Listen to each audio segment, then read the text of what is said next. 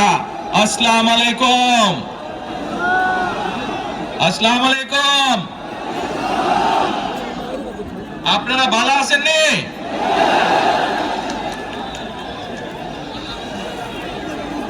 আলহামদুলিল্লাহ। প্রিয় ভাই বোনেরা, এই যে আপনারা এখানে আজকে লক্ষ লক্ষ মানুষ আজ এখানে সমবেত হয়েছেন, এই লক্ষ লক্ষ মানুষ সমবেত হওয়ার এই পরিস্থিতি তৈরি করার জন্য হাজারো মানুষ প্রাণ বিসর্জন দিয়েছে গত 15 বছর। আপনারা আজকে এই যে লক্ষ মানুষ এখানে উপস্থিত হয়েছেন, আপনাদের যে রাজনৈতিক অধিকার প্রতিষ্ঠা করার জন্য, আপনাদের কথা বলার বাক স্বাধীনতার অধিকার, আপনাদের নিরাপত্তা পাওয়ার অধিকার প্রতিষ্ঠিত করার জন্য আজ যে আপনারা এখানে একত্রিত হয়েছেন, এই অধিকার প্রতিষ্ঠিত করতে গিয়ে আমরা আমাদের মাঝে থেকে ইলিয়াস আলীকে হারিয়েছি, আমরা আমাদের মাঝে থেকে জুনায়েদকে হারিয়েছি, আমরা আমাদের মাঝে থেকে দিনারকে হারিয়েছি।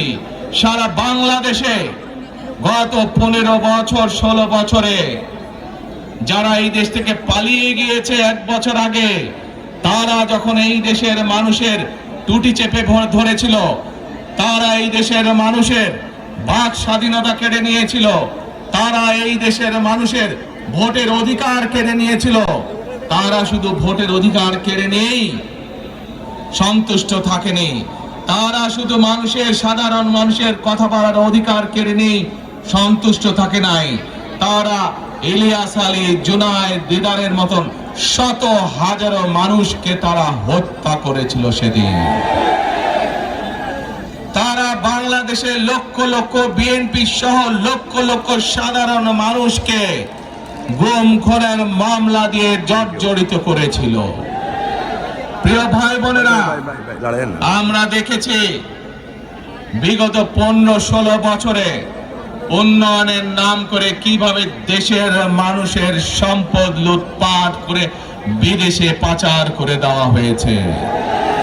আজকে এই যে ঢাকা থেকে সিলেট বা সিলেট থেকে ঢাকার যে মহাসড়ক, 2005 সালে আমি এসেছিলাম, সুনামগঞ্জে বন্যা হয়েছিল, আমার আসতে লেগেছিল 4.5 ঘন্টার মতন, কিন্তু আজ আমরা দেখি 10 ঘন্টার মতন সময় লাগে।